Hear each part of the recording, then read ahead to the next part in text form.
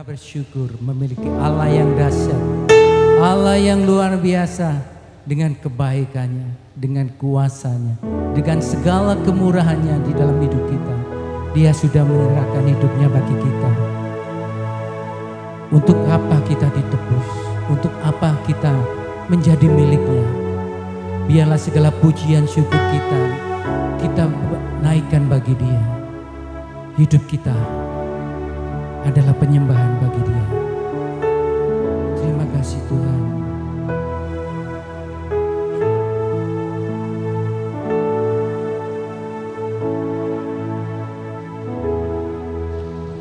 Pujian dan syukurku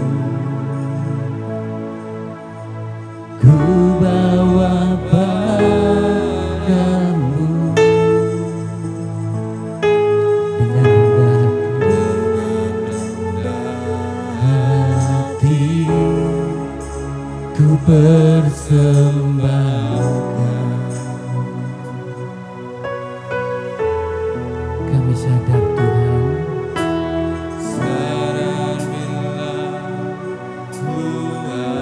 semua karena anugerah-Mu,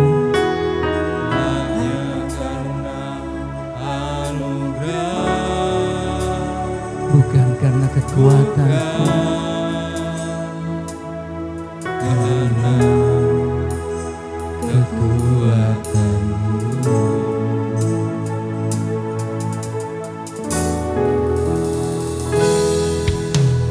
Pujian dan syukurku kami bawa kepada-Mu.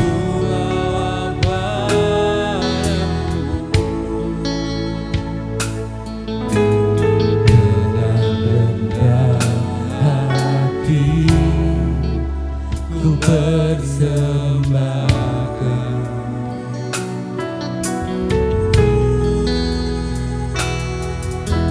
Sadar bila ku ada hanya karena anugerah, bukan karena kekuatanku.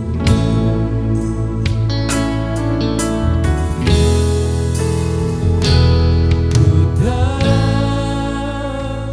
hidupku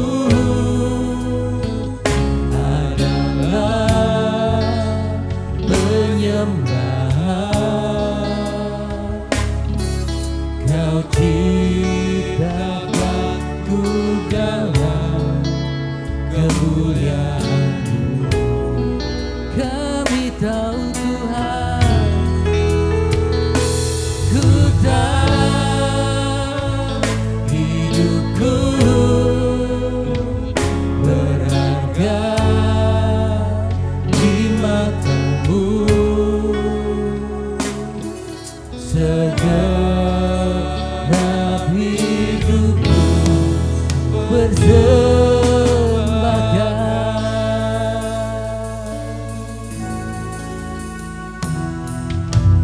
Pujian dan syukurku ku bawa padamu dengan rendah hati, ku persembahkan. Ini kami Tuhan, kami bersyukur kami boleh ada hanya karena anugerah-Mu, bukan karena kekuatanku. Angkat tanganmu, katakan kepada Tuhan, Tuhan ini kami, ini aku Tuhan.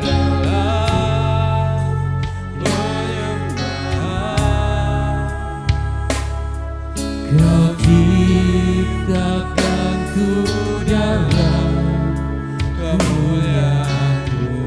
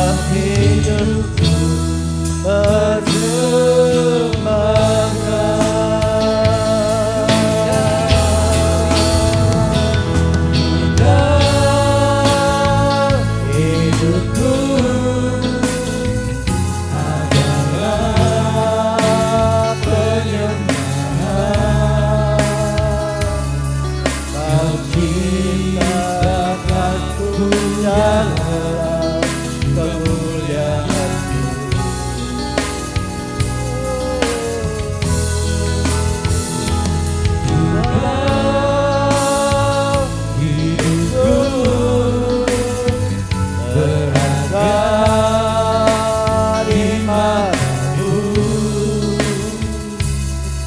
segenap hidupku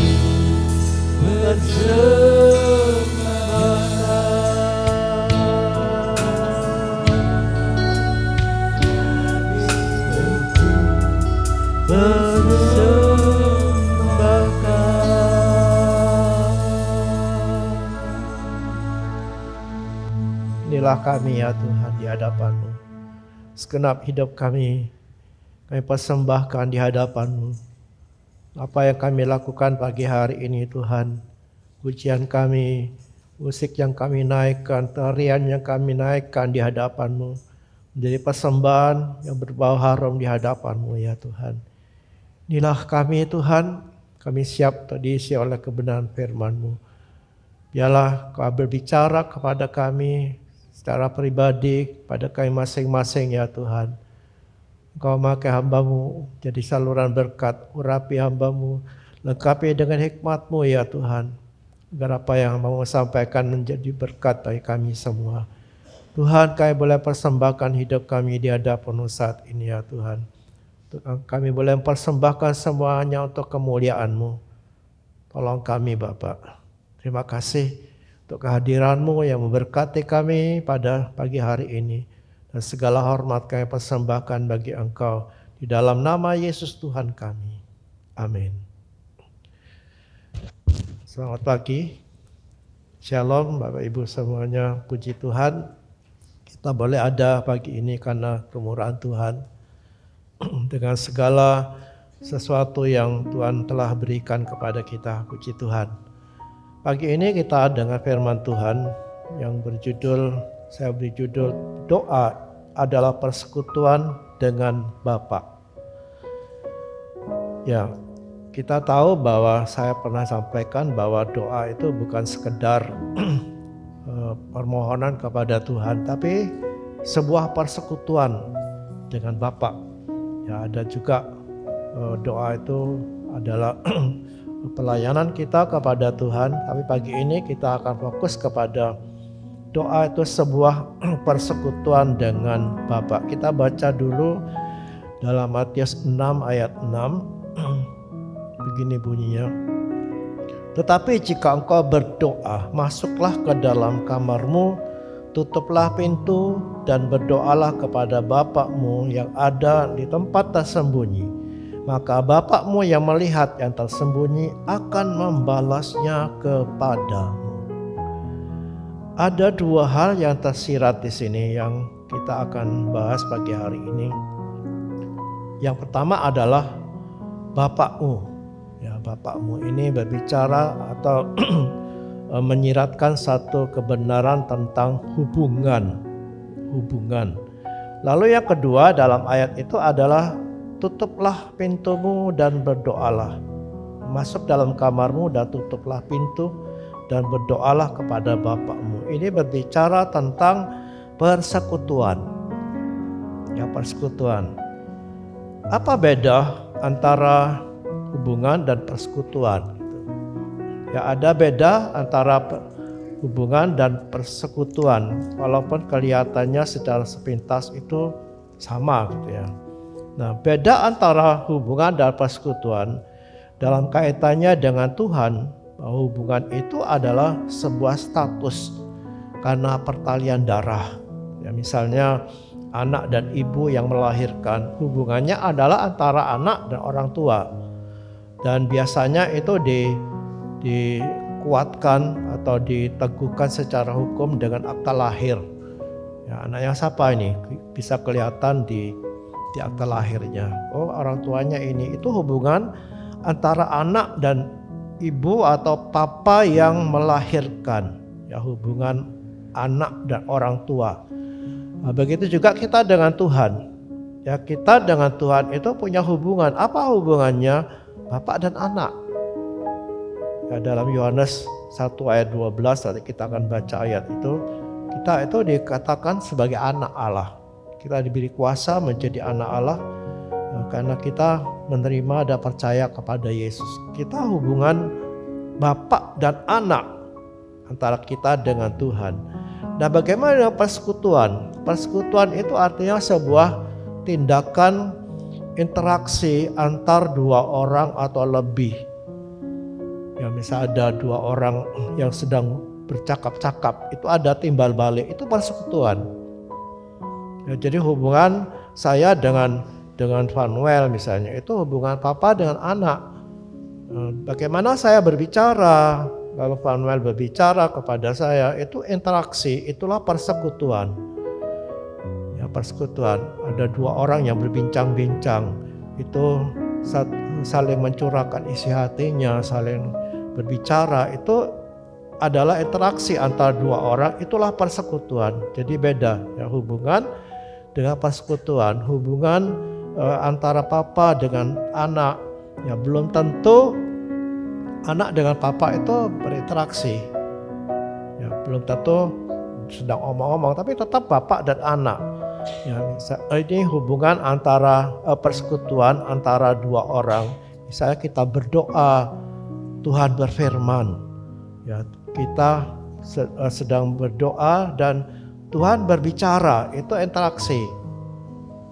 Ya, antara saya dengan Tuhan. Ya, antara saya dengan Tuhan, dan ini tentu butuh waktu yang cukup, ya cukup lama mungkin. Ya, kalau saya hanya berkata-kata kepada Tuhan, Tuhan ini loh Tuhan, saya minta ini, daftarnya banyak biasa kita minta.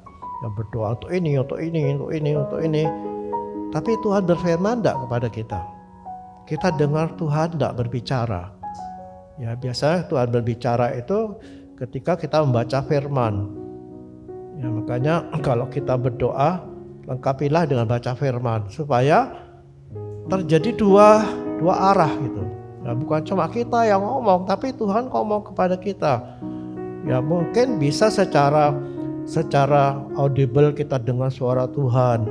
Ya, seperti yang saya terangkan tempo hari, atau bisa juga Tuhan berbicara dalam hati kita. Ya, dia berbisik dengan lembut kepada kita, tapi juga kebanyakan tuh berbicara lewat Alkitab, firman Tuhan yang kita baca. Jadi ada interaksi, itu namanya persekutuan. Ya, seseorang mungkin memiliki hubungan anak dan orang tua. Ya, tapi bisa kehilangan persekutuan. Nah, hubungannya antara anak dan orang tua itu bisa kehilangan persekutuan. Ya, misalnya kalau anaknya pergi, kalau sekarang mungkin masih ada handphone gitu ya, masih bisa kontak gitu. Kalau zaman dulu kalau pergi, ya pergi, tidak ada hubungan lagi, tidak tahu entah di mana anaknya, bagaimana keadaan anaknya, bagaimana papanya, tidak ada hubungan. Itu kehilangan persekutuan. Contohnya di Alkitab ada perumpamaan yang Tuhan sampaikan dalam Injil Lukas pasal 15, itu antara anak bungsu yang pergi meninggalkan orang tuanya. Ya, ada seorang bapak katanya punya dua anak, yang sulung dan yang bungsu. Yang bungsu pergi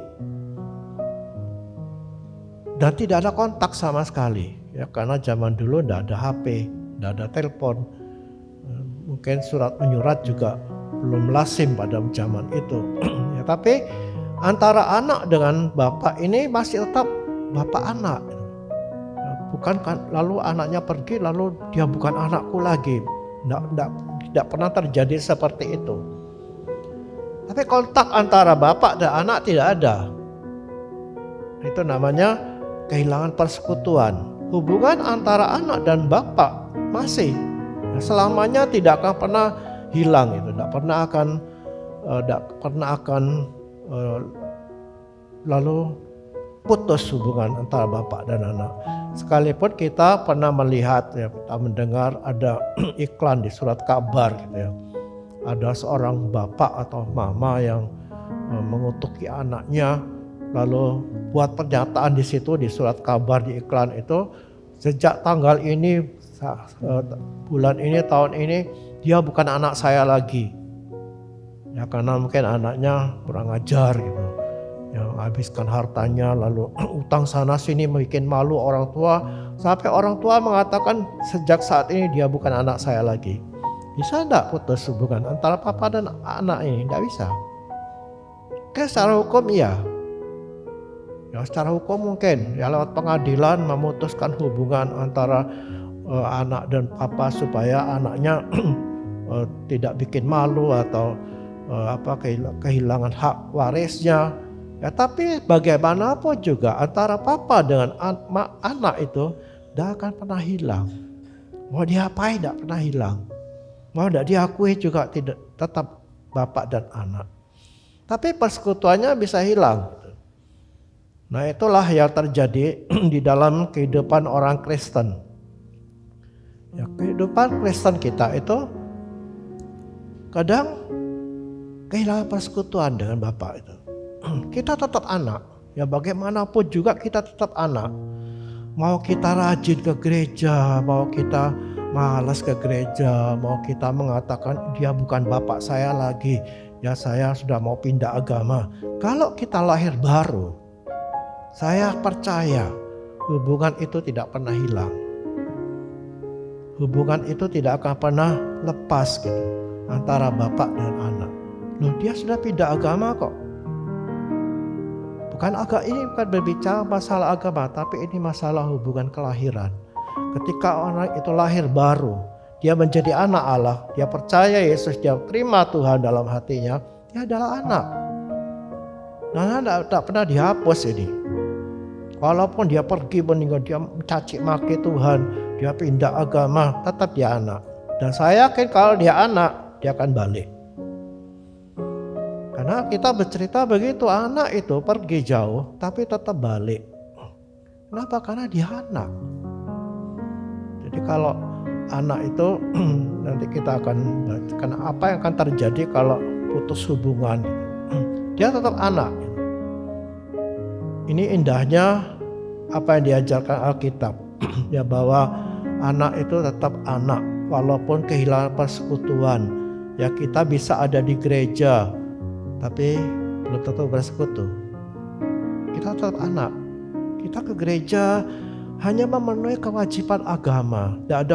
Tidak ada persekutuan dengan Tuhan. Ada yang tidak beribadah, ya sudah kehilangan persekutuan, tidak berdoa. Ya, kalaupun doa hanya sekedar supaya memenuhi kebiasaan saja. Dan tidak enak rasanya kalau ada doa. Jadi pagi bangun tidur harus berdoa. Ya, saya dulu pernah punya teman seperti itu. Ya karena dari kecil dia sudah diajarin kalau bangun tidur harus berdoa. Jadi sampai tua dia berdoa seperti itu. Tapi hubungan dengan Tuhan gimana? Walaupun dia tidak pernah ke gereja, saya tahu beberapa waktu dia tidak pernah ke gereja, tidak pernah beribadah bersama-sama. Dia tetap berdoa. Bahkan sampai makan pun tidak pernah lepas gitu. Hanya memenuhi ritual agama atau kebiasaan saja. Atau doa tapi isinya permintaan seperti saya katakan tadi. Kita berdoa minta daftarnya banyak gitu. Ini daftarnya panjang. Nah, tapi apa Tuhan berbicara kepadanya? Kita kehilangan persekutuan. Dan kemungkinan di antara kita juga ada yang seperti itu. Ya, walaupun saya tidak berani mengatakan si A itu ya, kita tidak bisa menghakimi seorang pun. Ya kalau kita Tuhan, kita bisa tahu siapa yang sungguh-sungguh, siapa yang tidak. Tapi karena kita bukan Tuhan, kita hanya menilai secara kasat mata gitu. Dan kita tidak berhak menghakimi siapapun kecuali yang nampak nyata-nyata gitu. Ya, tapi kita kan tidak bisa menghakimi siapapun apakah dia bersekutu dengan Tuhan atau tidak, hanya Tuhan yang tahu. Jadi banyak orang Kristen yang akan kehilangan persekutuan dengan Tuhan. Dan itu tidak diharapkan terjadi di antara kita semua yang mendengar firman Tuhan ini. Kita berharap agar kita tetap dalam persekutuan. Ya kita antara bapak dan anak, ya, antara anak dan bapak itu tetap ada komunikasi satu sama lain. Puji Tuhan. Kita akan melihat bahwa dalam khotbah yang lalu itu saya menyampaikan bahwa doa itu adalah sebuah kebutuhan. Yang bukan kewajiban, tapi kebutuhan. Roh kita diciptakan untuk Tuhan.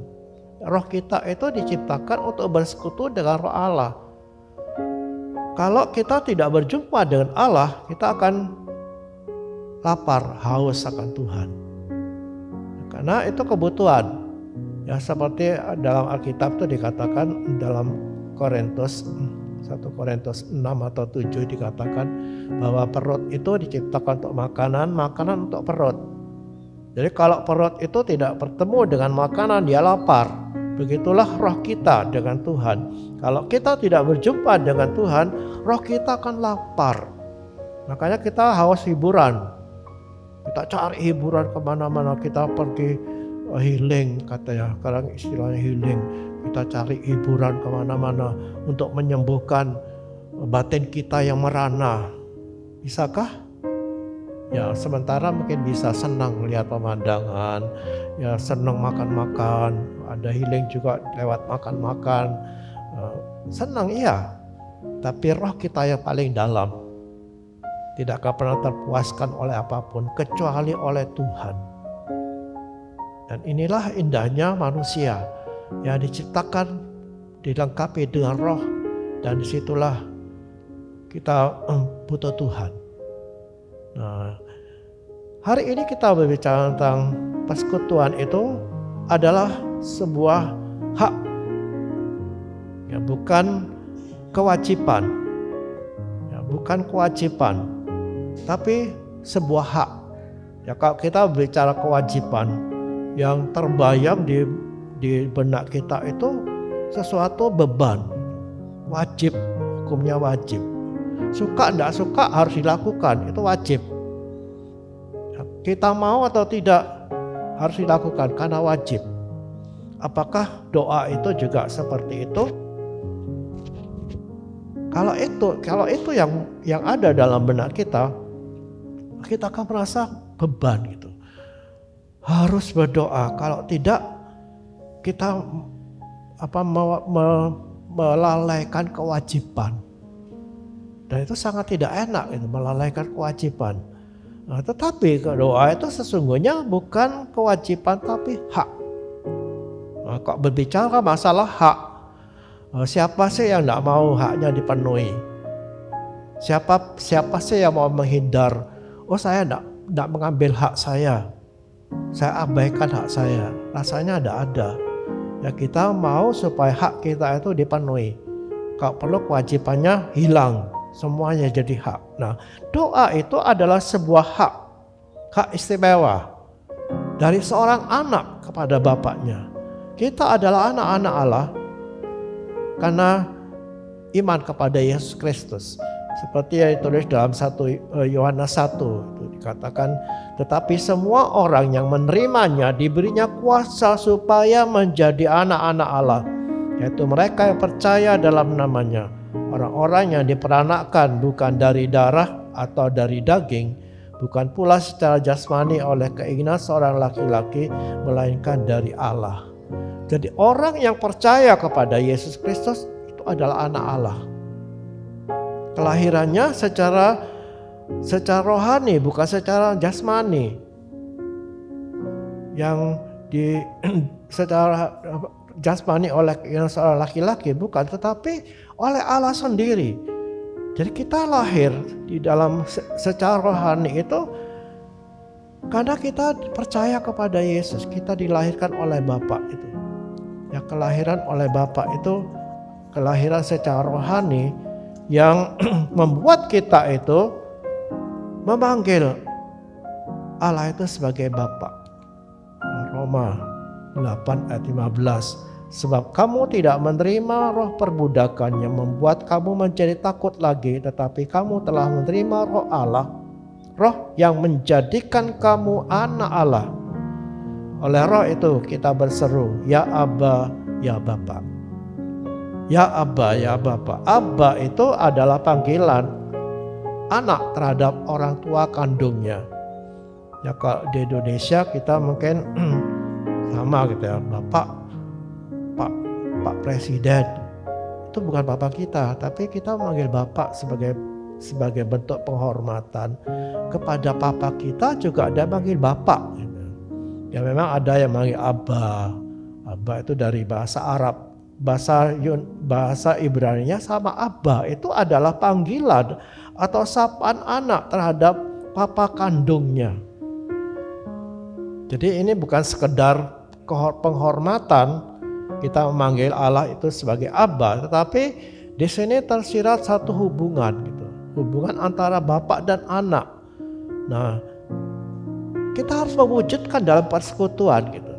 Ya karena secara status kita itu anak kandungnya dari bapak itu. Ya walaupun ada ayat yang ditulis oleh Paulus itu kita itu anak adopsi gitu ya. Kita diangkat menjadi anak. Tapi dalam doa Bapa kami di mana Yesus mengajarkan kita memanggil Allah itu sebagai Bapa.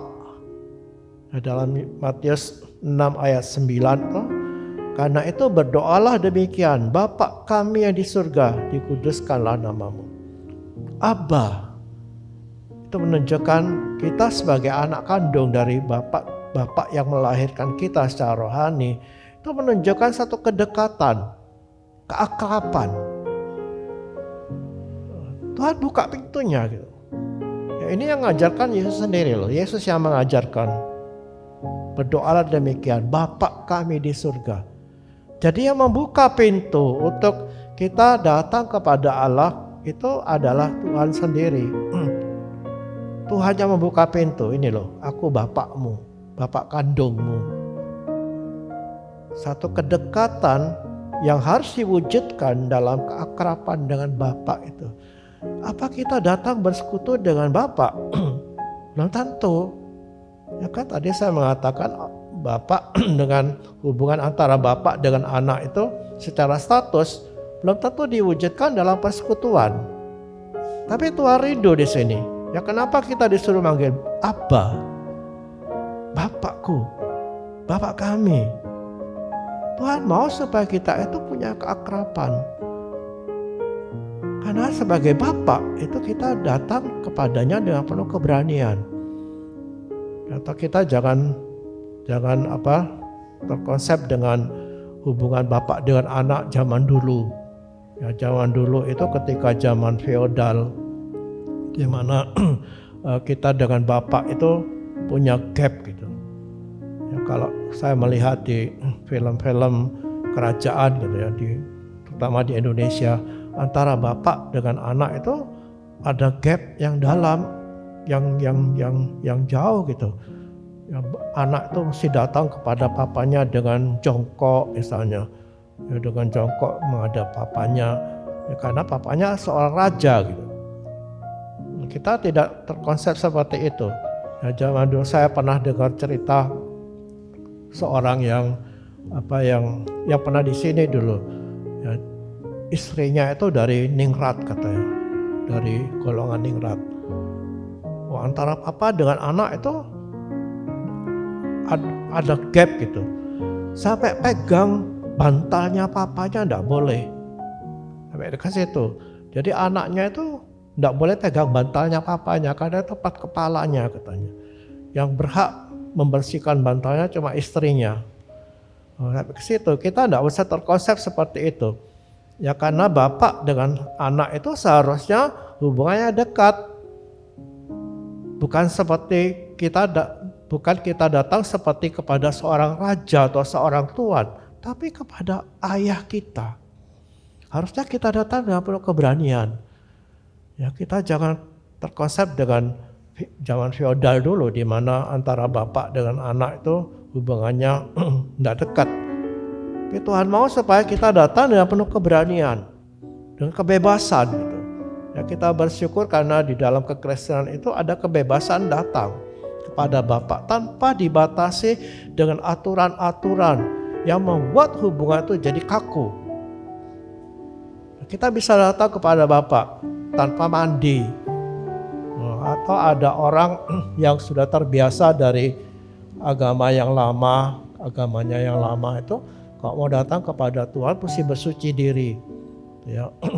Di Bali dulu saya pernah ada seorang yang bertobat dari Hindu itu bertobat jadi Kristen.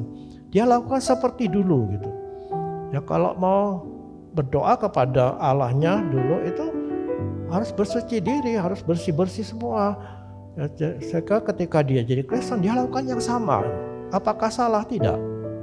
Tapi jangan sampai itu membatasi keakraban kita dengan Bapa. Nah, di dalam kekristenan tidak dikenal aturan berdoa itu harus begini, harus buat ini, harus buat itu. Gak ada, bebas. Kita manggil Bapa itu dalam keadaan situasi apapun. Ya mau kita sedang datang bulan boleh, tapi di agama lain tidak boleh. Dalam Kristen tidak ada aturan seperti itu. Ada dalam agama Yahudi masih ada, gitu. Ya karena itu diatur di situ di Taurat. Tapi di dalam kekristenan nggak ada itu. Kenapa? Karena kita datang kepada Bapa. Datanglah dengan penuh keberanian dan kebebasan. Kita tidak dibatasi oleh apapun juga. Kita datang dengan penuh keberanian dan kita dijamin oleh Bapa itu diterima. Kita tidak perlu bersuci diri dulu atau menjadi orang baik dulu baru diterima. Ya, contohnya dalam Lukas perumpamaan anak yang hilang. Yang kita kenal itu bagaimana anak yang bungsu tadi telah meninggalkan bapaknya, menghabiskan harta bapaknya. Dia sudah kurang ajar kepada bapaknya karena minta warisan sebelum bapaknya mati. Ini adat yang tidak diajarkan dalam adat Yahudi gitu. Kalau bapaknya masih hidup, tidak boleh minta, ya, tidak boleh minta warisan.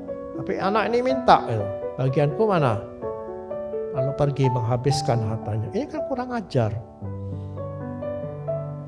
Lalu ketika dia mengalami masalah dalam hidupnya, ya kelaparan, kehabisan harta sampai akhirnya dia balik dan cerita di situ diceritakan betapa indahnya. Ya ketika bapak itu melihat dari jauh, masih jauh, ya, belum dekat, masih dari jauh. Bapak itu lari mendapati anaknya. Tidak disuruh dulu, kamu ganti baju dulu, mandi dulu. Ya sudah pasti keadaan anak ini sangat menderita. Campai pasti karena kelaparan dan jalannya itu cukup jauh. Kotor pasti. Ya, dan di padang pasir itu, melewati padang pasir ini gak ada air, pasti tidak mandi. Tapi bapak ini datang melari dan memeluk. Itu gambaran bagaimana bapak itu menerima kita apa adanya. Jangan berpikir, oh saya harus datang kepada bapak itu harus baik dulu. Saya harus berdoa dulu minta ampun. Bapak itu sudah terima kita apa adanya. Tapi itu bukan berarti kita boleh dalam dosa, tidak apalah. Pasti Tuhan terima saya. Ya biarpun saya jahat, biarpun saya berdosa, biarpun saya tidak taat kepada Tuhan, Tuhan menerima saya kok. Ngapain bertobat? Tidak, lihat contoh di Alkitab ini. Bagaimana Yesus mengajarkan dalam perumpamaan ini. Bapak ini menerima apa adanya. Tapi setelah itu gimana? Anak ini pasti suruh mandi dulu, walaupun sudah diceritakan itu. Kenapa? Karena diberi baju yang baru, diganti semua yang hilang pada anak ini, diberi cincin, diberi sepatu. Pasti sudah mandi dong. Kalau enggak mungkin. Ya suruh mandi dulu baru dikasih baju. Artinya apa? Bapak itu menerima kita apa adanya, tapi setelah itu harus ada perbaikan, harus ada pemulihan, harus ada pertobatan. Jadi Bapak itu menerima kita apa adanya. Jangan coba datang kepada Tuhan itu dengan perasaan begini, saya harus baik dulu supaya nanti doa saya didengar. Saya mesti lakukan ini, lakukan itu supaya doa saya didengar. Saya mesti buat amal, ngasih orang miskin supaya doa saya dijawab. Tidak ada itu. Ya, Bapak itu menerima kita apa adanya. Dia menerima kita tanpa syarat. Oh, Tuhan itu begitu baiknya. Ya, tapi walaupun demikian, kenapa kok kita tidak mau datang kepadanya dalam bersekutu dengan Dia. Padahal itu hak loh. Ini bukan kewajiban. Doa itu bukan kewajiban, tapi hak. Kenapa kita tidak mau ambil? Kalau hak itu berupa warisan, saya yakin semua orang hak waris. Tapi hak untuk datang kepada Tuhan, rasanya kita tidak menggunakan itu. Apa Tuhan yang salah? Tidak. Tuhan tetap menunggu kita kapanpun sebagai seorang Bapa. Dia nunggu kita untuk datang kepadanya. Kita terus. Hak seorang imam. Hak seorang imam. Dalam ayat tadi kita baca, Bapakmu ada di tempat tersembunyi. Bapakmu ada di tempat tersembunyi. Ini mengingatkan kita pada ruang Maha Kudus. Yang ruang Maha Kudus yang saya beri panah itu ruang Maha Kudus dalam bait Allah. Yang tidak boleh dimasuki dengan sembarangan. Itu hanya boleh dimasuki oleh imam besar. Itu ruang Maha Kudus, tempat pertemuan kudus yang secara rahasia, tidak boleh. Itu tirai, ya tirai itu yang membatasi antara ruang yang kudus dan ruang Maha Kudus. Itu ada tirai yang tebal yang tidak pernah dibuka. Tidak pernah dibuka. Kalau ini kan Israel dalam perjalanan, ya. Ketika rumah itu mau dibongkar, itu lebih dulu tirai itu diturunkan, ditutupkan ke peti perjanjian. Di situ kan ada alat yang namanya peti perjanjian ini. Itu tirai ini diturunkan, ditutupkan, sehingga tidak pernah seorang pun melihat peti ini, ya kecuali pada zaman raja-raja ketika peti perjanjian itu dirampas, orang melihat peti itu. Tapi sejak zaman Musa itu peti tidak pernah terlihat karena ditutup. Itu tempat tahta Allah. Ya, dan dalam ruang yang Maha Kudus ini hanya imam besar yang boleh masuk. Ya, hanya imam besar yang boleh masuk. Tidak ada orang boleh masuk ke situ. Hanya imam besar, itu pun setahun sekali. Tidak boleh sembarangan masuk, harus bawa darah. Imam-imam itu adalah gambaran dari orang-orang percaya. Ya, dalam Wahyu pasal 1 ayat 20, ayat 5 dan 6 itu dikatakan bahwa kita itu adalah imam-imam. Ya, saya baca aja ya supaya cepat. Ayat 6, dan telah membuat kita menjadi suatu kerajaan, menjadi imam-imam bagi Allah. Kita orang-orang percaya adalah imam-imam. Artinya kita punya hak masuk ke situ. Kita punya hak masuk ke dalam ruang Maha Kudus itu. Satu ruangan yang hanya boleh dimasuki oleh imam besar. Kita boleh ke sana. Apalagi ketika Yesus mati, tirai telah terbelah menjadi dua. Kita semua boleh masuk ke sana. Ya, imam-imam di sini dalam Wahyu 6 ayat 1 ayat 6 tadi itu bukan imam-imam sebagai jabatan atau pendeta kalau zaman ini, tidak. Tapi itu kita semua orang yang percaya, siapapun dia, jabatannya apapun dalam gereja, di jabatan apapun di masyarakat, kalau dia seorang yang percaya kepada Yesus Kristus, dia adalah imam yang boleh masuk ke ruang Maha Kudus itu. Dan tidak boleh sembarangan masuk ke sana. Tapi dengan membawa darah terutama. Ya, memang imam-imam ini mesti mempersiapkan diri sebelumnya untuk masuk ke ruang Maha Kudus. Ada upacara yang jelimet gitu.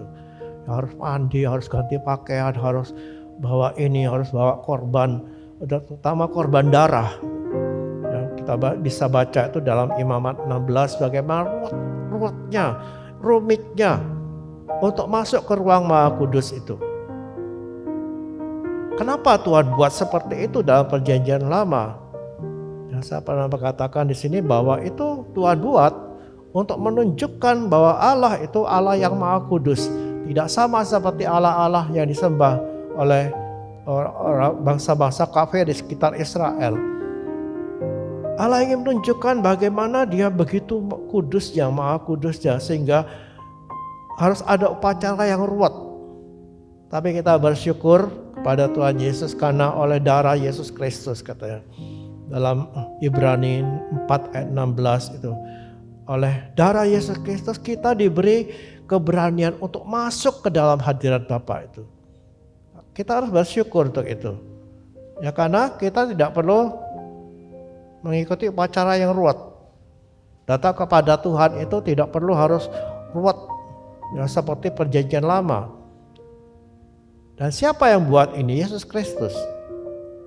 Yesus Kristus yang telah mati untuk kita itu telah memberikan kemudahan kepada kita untuk datang kepada Bapa kapanpun.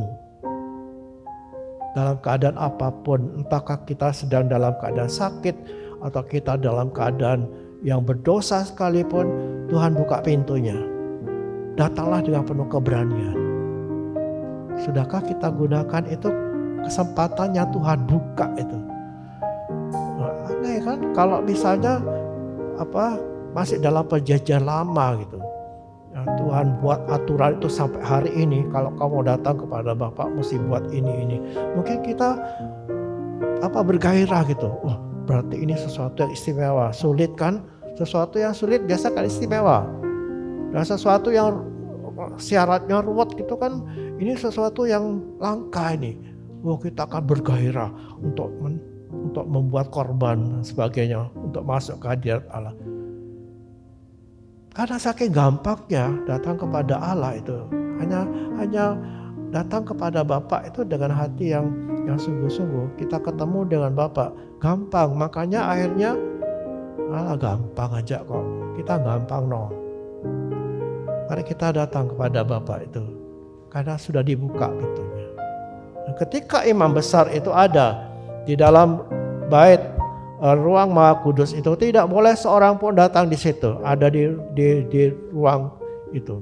Tidak ada satu pun yang boleh hadir di situ. Itu hanya ada imam besar. Artinya apa? Kita hanya berduaan dengan Tuhan. Ini berbicara tentang persekutuan yang sangat intim dengan Tuhan. Antara suami dan istri ketika berhubungan intim, tidak boleh ada orang ketiga kan? Tidak boleh ada orang ketiga. Hanya berdua. Itulah persekutuan yang sangat intim dengan Bapa itu. Di mana kita hanya berdua dengan Bapa. Kita bisa berinteraksi dengan Dia. Kita bisa berbicara kepadanya. Dan Tuhan juga bisa berbicara kepada kita. Terjadi interaksi dengan Tuhan.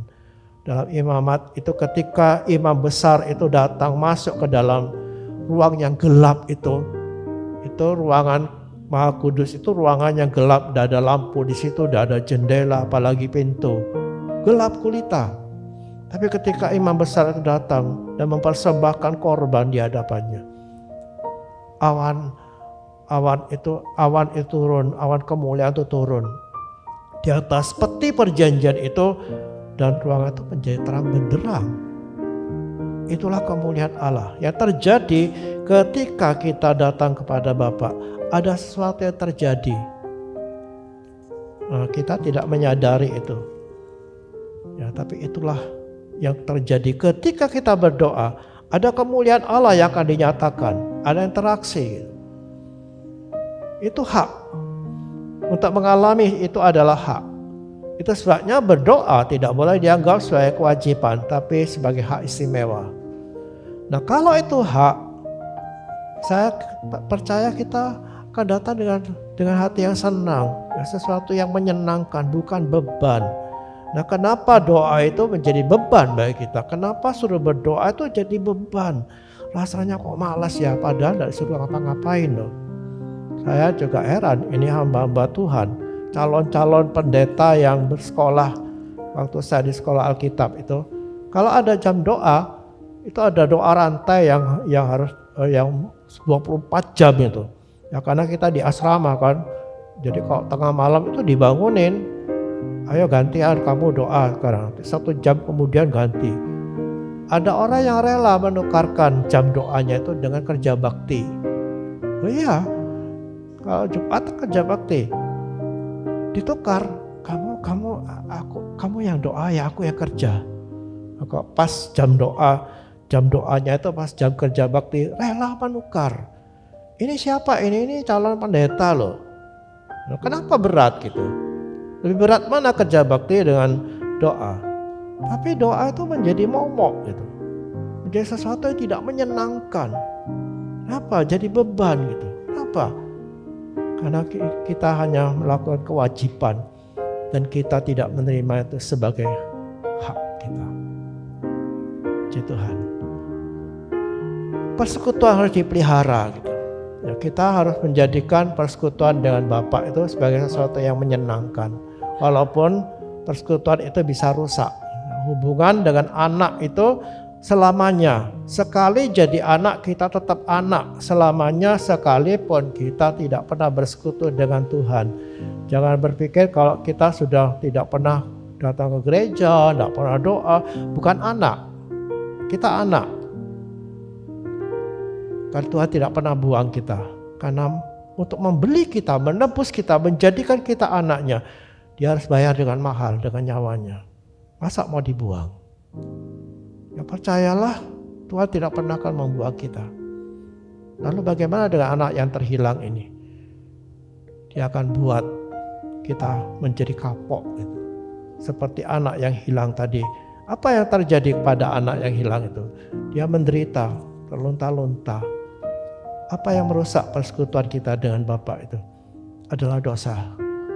Dalam Yesaya dikatakan sesungguhnya tangan Tuhan tidak kurang panjang untuk menyelamatkan dan pendengarannya tidak kurang tajam untuk mendengar, tetapi yang merupakan pemisah antara kamu dan Allahmu ialah segala kejahatanmu dan yang membuat Dia menyembunyikan diri terhadap kamu sehingga Ia tidak mendengar ialah segala dosamu.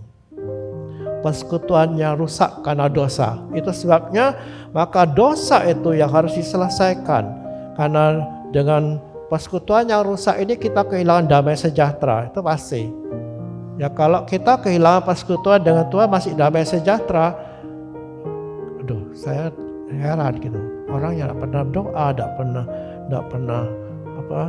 pernah ibadah, kok masih damai hatinya ya? Walaupun kelihatannya kita tidak bisa menilai orang ya, tapi saya yakin dalam hatinya ada kegelisahan, ada kelemahan rohani, kita jadi lemah, tidak bisa menjadi berkat bagi banyak orang, tidak bisa berbuah seperti tulis dalam Yohanes 15 tadi.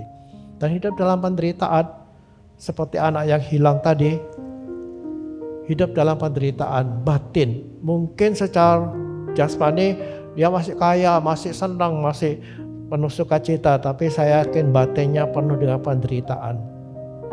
Itu sebabnya perlu pemulihan. Apa yang perlu dipulihkan? Hubungan kita, persekutuan kita. Hubungan mungkin tidak terganggu, tapi persekutuan kita bisa terganggu. Dan yang mengganggu itu adalah dosa. Makanya dosa yang harus diselesaikan.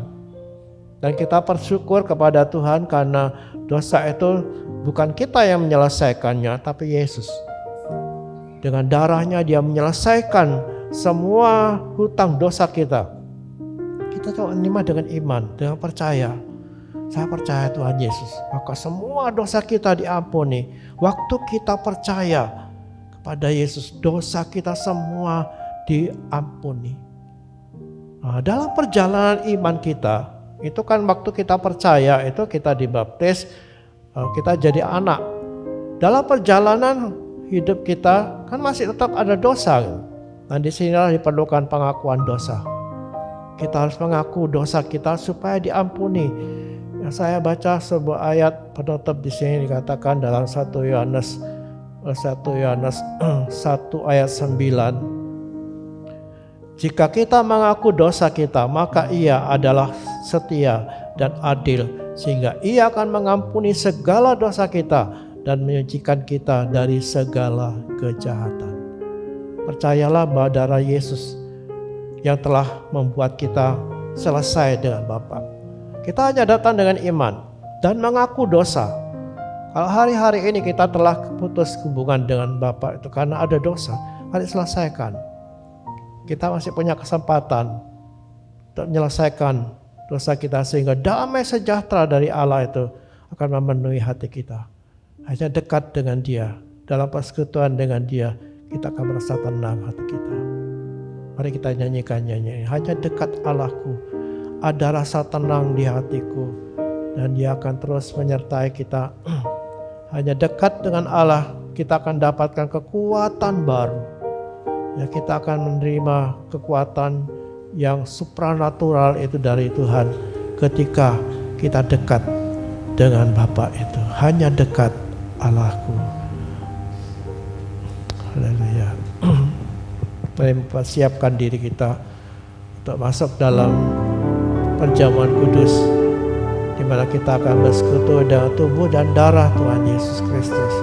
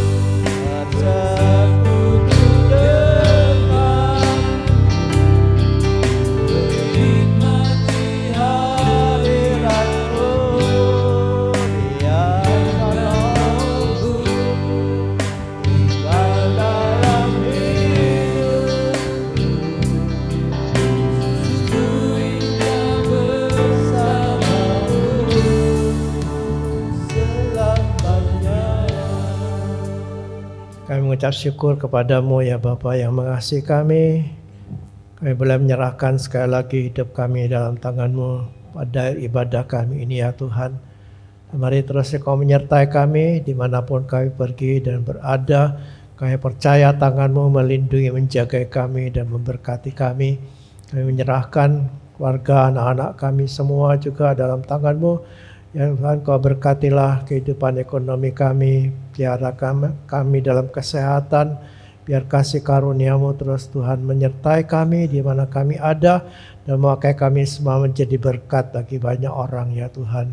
Berdoa supaya mereka, Tuhan tolong juga mereka yang dalam kelemahan tubuh, yang sakit Tuhan, jamah mereka, berikan hati yang terus berharap kepada Tuhan, kuatkan mereka, dalam menjalani kehidupan yang sulit ini ya Bapa. Terima kasih Tuhan, kami serahkan seluruh keberadaan kami kepadamu. Engkau lah Allah yang bertanggung jawab atas kami, itu sebabnya kami menyerahkan seluruh hidup kami hanya dalam tangan-Mu. Terima kasih ya Tuhan, kami percaya Tuhan memberkati kami hari ini dan sampai selama-lamanya. Terpujilah nama-Mu, kami persembahkan doa kami, ibadah kami kepadamu, dan kami berdoa juga untuk Fellowship Nasional PBS. Tuhan Kau berkati supaya para pemimpin yang berkumpul ini dimotivasi oleh Tuhan sendiri, diberkati dan dipakai oleh Tuhan. Segala hormat bagi Engkau, di dalam nama Tuhan Yesus Kristus kami berdoa.